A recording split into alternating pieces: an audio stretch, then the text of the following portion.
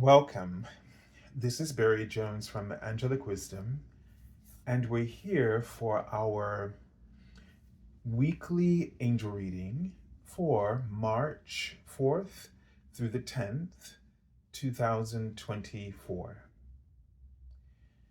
So, as we begin, I'd like to thank you for returning to this weekly series and to also welcome anyone who is new to our Angelic Wisdom community. Just a few things before we begin the actual reading. First, make sure that you're subscribed and to select the all notification bell, like, dislike, and leave your comments at any point while watching the video. If you are inspired and you feel the call to have an angel reading with me, you can go to my current website, theangelschool.com/services. Also, if you'd like to support my channel with a donation, you can go to my PayPal me link for Angelic Wisdom. So these links you will find in the description area beneath this video and anything else I might mention. When you see this video, it would have already been a day past. So yesterday I recorded and published the general monthly angel reading for March 2024. And I think it's probably one of the most important ones that I've done. So I hope you will have an opportunity to see it and to use it for your own purpose in helping you to really sort of shift through this transitional period that this month will propose for most of us in a very healing way, shifting in perspective, etc. So that will be the first link you will see. So I will put it in the description area so you can connect with it. And hopefully sometime during this week, I will have the zodiac, the angel scopes for the 12 zodiac signs published. So let's take a deep breath together.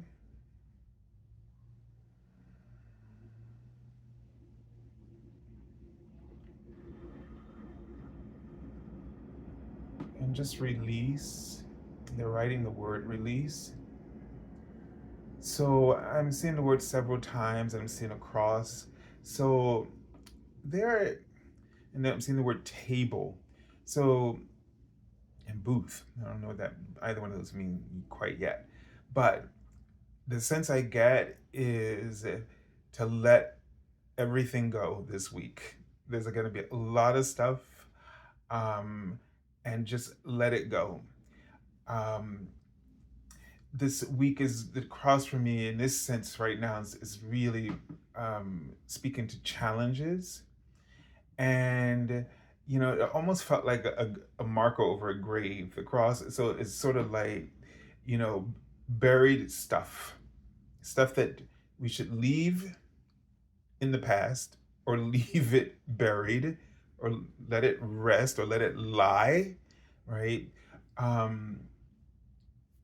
And there's no use of trying to, even if they appear like apparitions that sort of feel like they're haunting you, and that might be part of the challenge that you're dealing with. Like it feels like you're going through a lot of things, and it's a busy time, or the energy just seems to make you feel that you are limited in your resources and time and so forth. And so this kind of sets up something, kind of triggers a lot of stuff to come back to the surface. And so I think it's interesting with the word table as I feel it. It's about like sitting at a table. I just see a square table. And when sitting at the table at times like this, you get additional help and support in terms of perspective. And so don't go through this week without checking in with those people that you come to a table with, people that you feel safe sitting at your table in your home, friends or loved ones, and the people that you can always, your go-to people.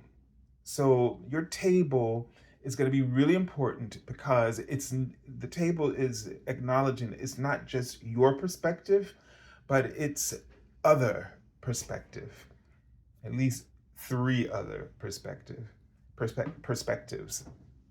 The booth, it feels like, remembering to um, dial in, dial up, all right, dial in and dial up, so to speak. Really talk to your angels. In the booth, I'm thinking of those very traditional telephone booths where it's private. I mean, you might be able to see who's in the booth, but the sound is there so to block out sound. And so this is a reminder that often we need to block out the noise and we need soul time. And so this is one of the messages for the month. We need a soulful focus. This is about really connecting in with our soul. And so things happening are going to cause you to need to go to that booth or to just sort of pay attention to your own energy. They mentioned things about the body in the monthly. Some people might experience health issues coming up, or they might experience just body aches and pains and just sort of mild stuff. It could be in the health spectrum. It could be a number or a variety of things. Not all happen to one person at once. Hopefully not. But the body is the one way the body is used to get our attention. It distracts us or it yanks us off of that sort of assembly line, that just automation and just doing things and not paying attention, not being mindful. And that's what I mean by a soulful focus for this month. They just wrote the word possession in front of me as well.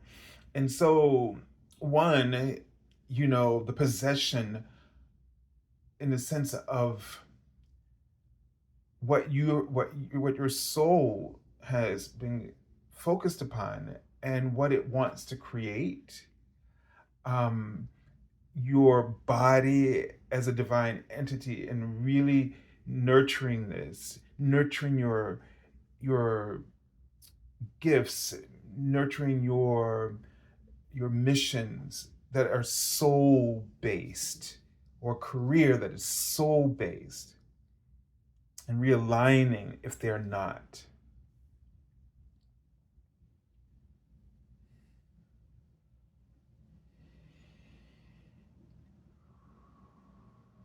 I'm just sort of seeing a tree that's sort of shaped like a mushroom. So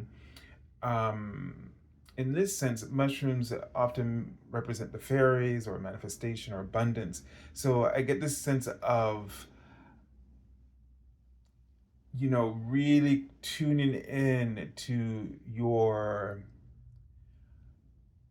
the things in the ways that, so tune into the things that you're manifesting in a way that is soul filled.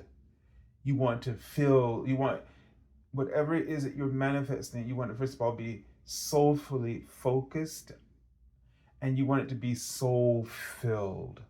You don't want it to be about anything else. None of that junk.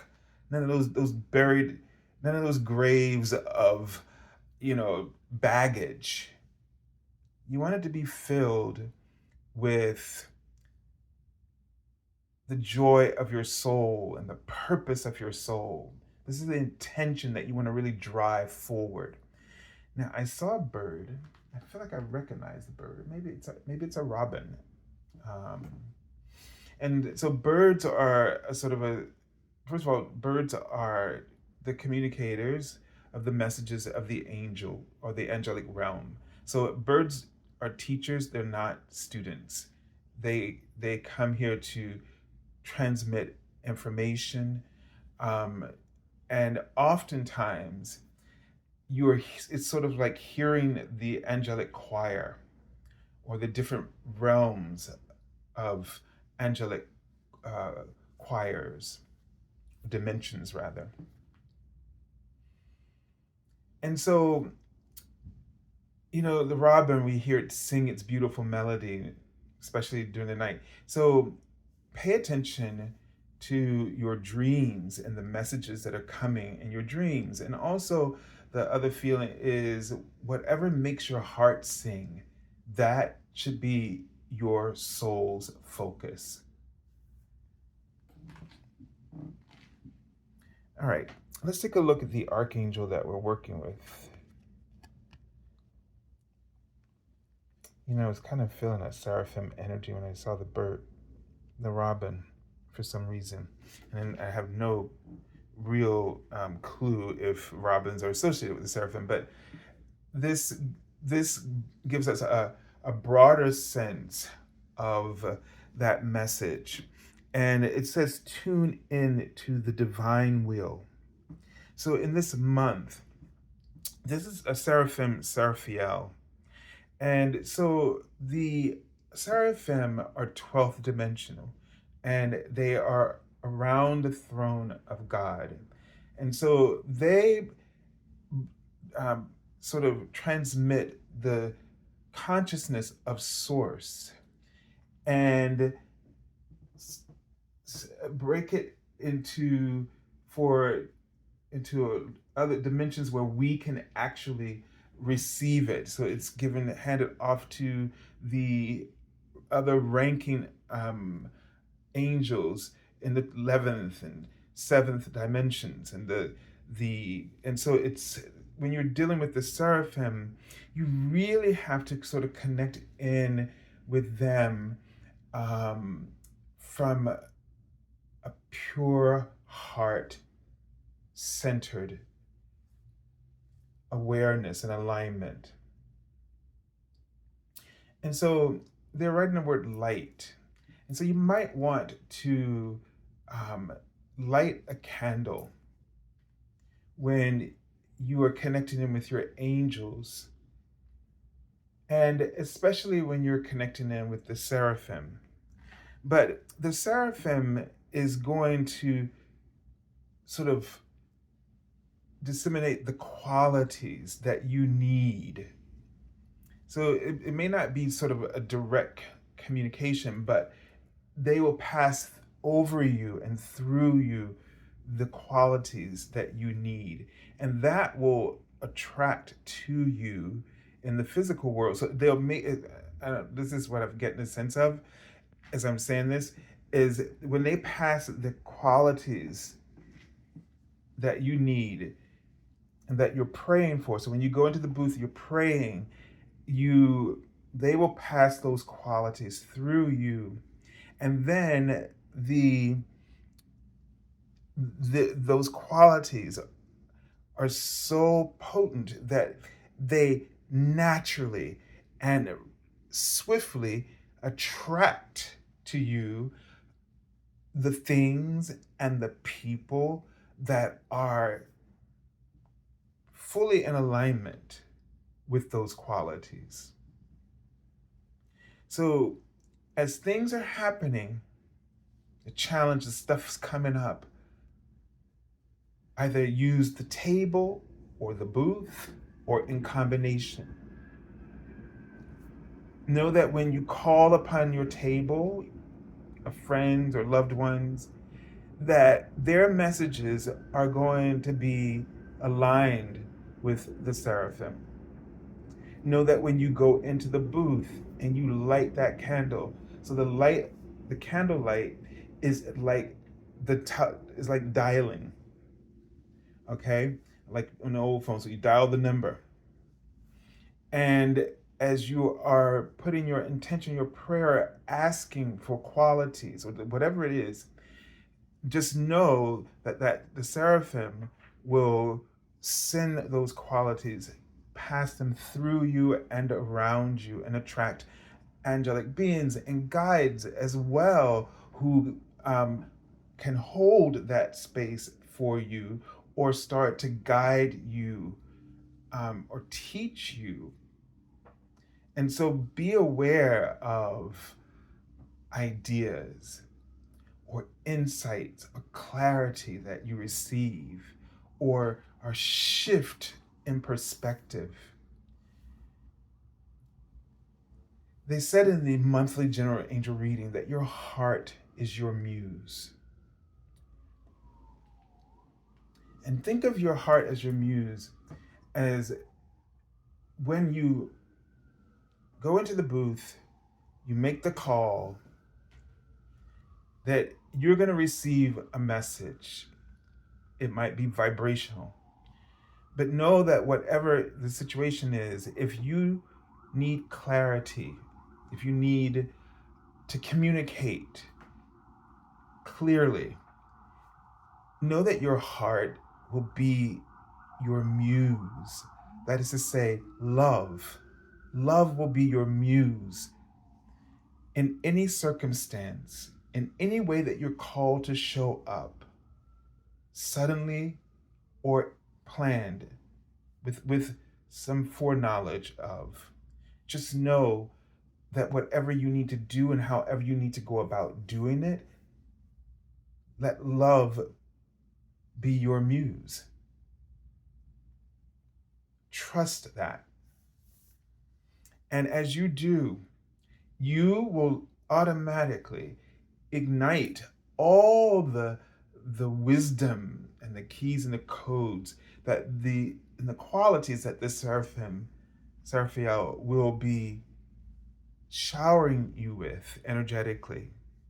And you will become a transmitter of those things, those divine qualities. It says, open to higher illumination, the second sentence there. So really, this is about, in this week, the booth is about opening up to higher illumination. You go in, light the candle, to talk to your angels, talk to your guides, knowing that you're connecting to all the way up to the heart of source, the seraphim in the heart of source, and that you will receive illumination.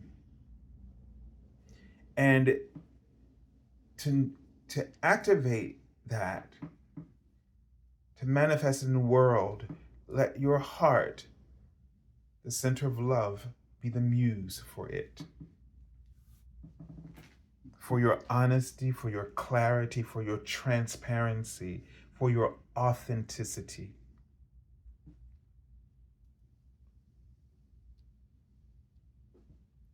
All right, let's take a look at the first card. Now, it's interesting, these cards were laid in reverse order. But I'm going to start this way. And I was thinking about, like, what does that mean? It happened a few weeks ago, and I forgot about it, but we'll see how it could be all kinds of things. So this might mean that we need to be not move forward without being intentional. You know, it's almost like by starting from right to left, it means that you go this way, to walk carefully, to move forward, you know, be intentional, take time, slow down. It's like when the energy's going against you, it means that you kind of need to slow down and trust that it's not about things being against you, but it's about being attentive in the ways that you can sort of allow things to teach you, to show you, to help you to do something better. It's almost sort of like during retrograde time, you know, we have to slow down. It's about all the R's, reflection, reviewing. So, you know, being a little bit more, dotting your I's and crossing your T's a few extra times this week. So we have the Father of Swords, and his sword is this rainbow color. So this gives us a sense about his judgment and his insight as being completely fair, because he is going to, be open to and listen to and observe everything. So get a sense about making assumptions or jumping to conclusions. These are the things that we want to avoid. We want to listen. We want to pay attention to everything. We want to hear everyone's point of view. Now, we don't have time for all of that, but you have to, let's just say if it was literal in a sense, and if you're working in a job, then you kind of know, you notice how people kind of are in groups, right? Or they have the cliques. So basically, you would make sure that you get the ear of the different voices of each group, not every individual person, for example. But to keep your eyes wide open, you can see his eyes just wide open and really expansive sight. So don't look narrowly. Don't just look at one thing. Step back and see as big of a picture as is possible for you to see, knowing that in doing so, that is what you're meant to see. But step back, and sometimes if you're a bunch of people standing around, you can't step back in that way, but you can expand how you look at the situation, not only visually, but from a compassionate view. This will cause you less grief in the week, is the sense I'm getting.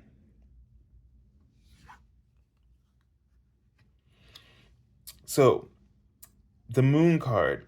Now, we do have a super moon. Let me just check my journal, because this week I didn't do anything in my journal yet. My moonology journal I was telling everyone about. So we have dark moon. We have a super new moon on the 10th, and the this month is a lot of dreamy energy. Pisces, Neptune, and so there's a lot of dreamy energy this month. So you really want to make sure. So one, we're talking about illusions here. The first one, I see this juxtaposed next to the Father of Swords. You're going to really need to deploy this, because if you don't, you might under the moon, things, there's lots of shadows and play with light and shadows. And so things don't always appear the way they seem, or seem the way they appear. And so you really want to take more time and effort to get the facts, and get to the truth. Getting the facts is not necessarily the truth. So once you have the facts, then you have to let the facts be sort of a foundation for the way that you sort of reach the truth, but I guess reach towards the truth, right? So be very, again, listen to explanations, but listen. Don't jump in and interrupt. Because what will happen is, if you trigger a person, then the illusions, the shadows, and the play, it's just going to ricochet, and it gets even more convoluted, and more even more mercury, the waters, so to speak. So use your mind, use your intelligence, your divine intelligence, to perceive or discern the truth that you're looking for. And that's one thing, or the truth of the situation based on the foundation of facts that have been handed to you. But this Also seems, there's another feeling about this moon card, um, but maybe it'll come back to me. All right, so let's take a look. So the Seven of Pentacles. So this gives me a sense of, okay, you know, this, you can see the way this is laid out here in a corner. It's like this to show you the stages of something, step by step by step by step by step. That it reminds us that when we take on a project, um, that this card is always about this long-term investment. It's telling you right off the bat that this is not going to happen right away. It's going to happen because of the natural process. This card reminds us of gardens and nature, and that, and gardening, right? And that things take time. But if we follow the process, if we, then the natural um, unfolding must happen. It's sort of like law, right? So it could mean, like, outside of just this understanding of gardening, it can mean like the spiritual laws. If we really um, apply our attention in a soulful manner, and we fill it with our souls, each step, each leg of the journey, that we too must receive. It's a natural phenomena for us to achieve our goal in some way and achieve success, or to make progress in some way. But we can forget this when we start getting, caught up in all of these agendas. So the moon card kind of gives me a sense of hidden agendas. And since it's the major arcana card, it's like, be aware of hidden agendas. You might have a hidden agenda for why you want to allow yourself to let these sort of buried coffins open up again. Or someone else might have a hidden agenda, and meaning not intentional, but unintentional, meaning that they're not even aware of why they're allowing themselves to sort of um, digress in this way. Like, I'm seeing the word courage. Maybe you've lost courage about something. As an example, or faith. And when we lose that core strength, that purpose, that focus, then we're like, it's open sesame. It's like we're vulnerable energetically to all that stuff we thought we buried. Because in this journey, in our spiritual journey, in our journey to obtain happiness, peace, harmony, whatever it is, we have to remember the process. We can not say, so basically can't say, oh, I've arrived. I don't have to do that stuff anymore. I don't have to meditate. I don't have to clear my energy. I don't need to ground. No, I don't need to journal. I don't need to do self-reflection or self-healing or energy healing. I don't need to do that anymore. No, the journey got you there. It's the journey that's going to continue to carry you through.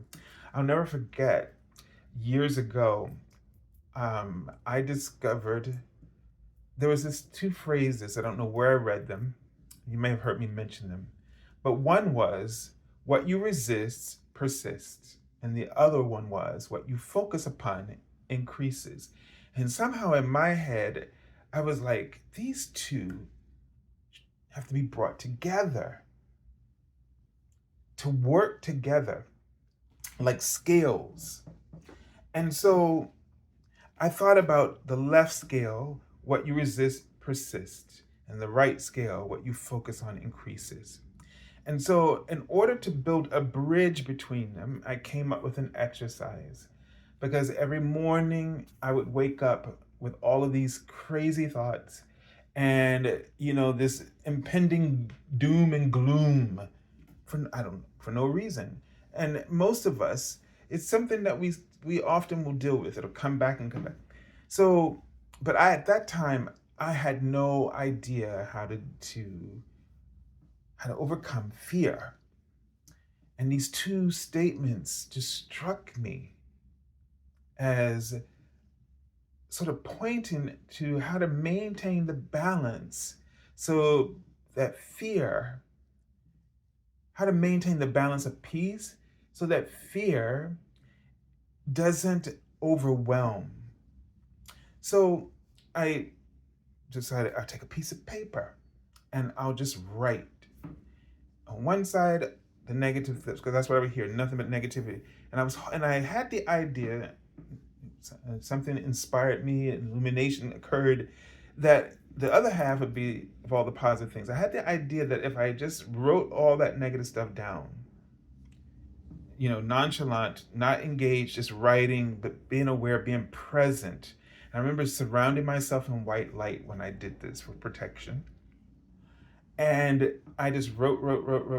And then all of a sudden, a positive thought would come in.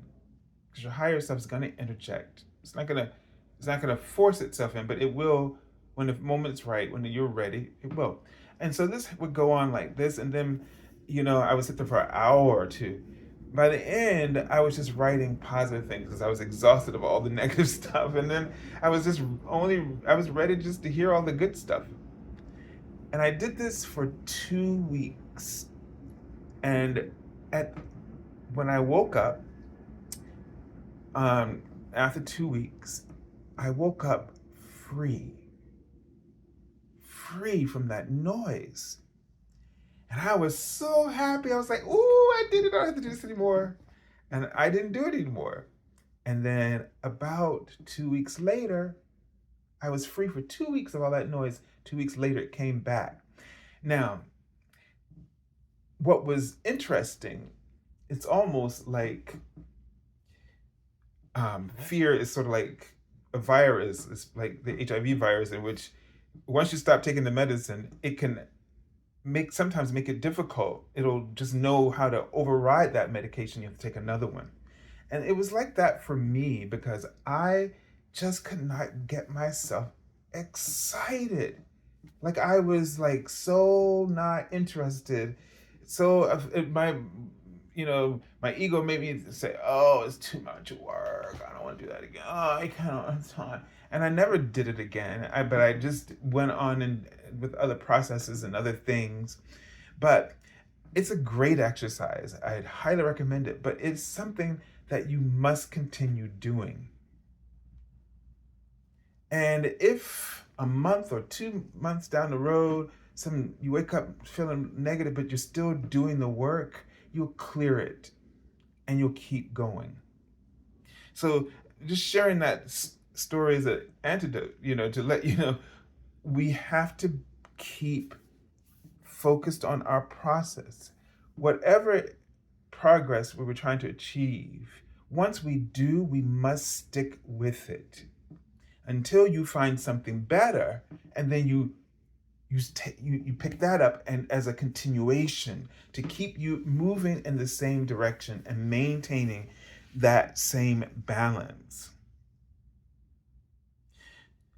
So it's about the process, because if we don't, we get trapped in this vulnerable space where all these hidden agendas start to rise like ghosts out of the graves of our subconscious and really start to play tricks on us and deter us and distract us and disturb us so that we can't achieve clarity, meaning we can't be aware of the bigger picture at all times. And being aware of the bigger picture at all times also means being open-minded. That is an important part of your spiritual practice, is never allowing your mind to become limited. I want to even say the word certain about something that we think is always going to work. Everything works. All things are possible. But we have to be open to what's next, like the continuation of our process and our progress. In order for us to continue to make progress, we have to keep shifting to new levels or expanding. So keep your mind wide open, never letting yourself become sort of spiritually fixated on anything. Like, like don't become OCD about a spiritual practice, is the best way to say that. All right.